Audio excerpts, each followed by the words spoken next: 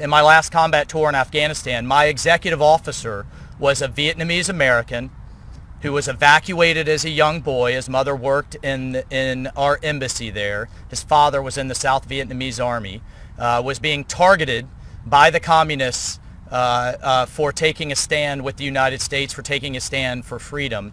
And that gentleman then went on to graduate number 2 at West Point and serve as my executive officer in Afghanistan.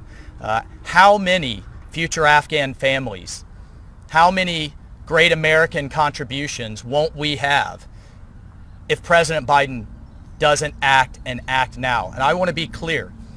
If he doesn't act and he doesn't get these people out, blood will be on his hands and on his administration's hands. And I, for one, will very publicly and very loudly hold him accountable for that.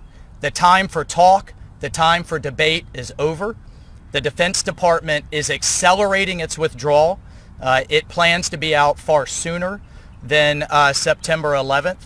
We're closing our only air base in just a few weeks, which I personally think is a strategic mistake. But here nor there, we have a moral obligation. We have a moral and national security obligation to get these people out. Evacuate them now. Find a third country. I don't care if it's in Qatar. I don't care if it's in the UAE. I don't care if it's in Guam. We've done it before. We can do it again. Get them out now. Do the paperwork, the processing, the appropriate vetting later. I don't know how to be louder in our support. You don't find many things in Congress these days that have such loud and vocal, bicameral, bipartisan support. The Defense Department has said they're ready to do it. The Congress has said they're ready to support it. The Afghans are begging. I can't even look at my phone right now with the amount of Afghans that are begging for help, saying, we stood with you. Won't America stand with us? And the only question is, where is the order from the White House? Where is that green light to do the right thing? And Representative Crow is absolutely right. The rest of the world is listening, whether they're their local allies in Syria, in Iraq, in Yemen, in Africa. You know, the war on terrorism isn't over because the White House decided it doesn't want to be in Afghanistan anymore.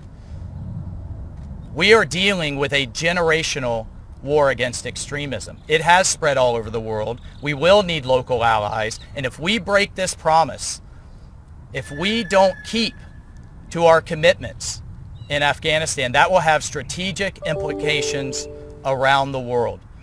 That blood that will be on this administration's hands will have an effect on American soldiers that are currently operating by, with, and through, as they should, our local allies around the world. So thank you all again for covering this. I don't know how to be any stronger in demanding action. We are running out of time. And when that last soldier goes wheels up out of Afghanistan, it is a death sentence for our local allies. The Taliban have made that clear in their words and in their actions as they hunt these people down right now as we speak. Thank you so much. God bless.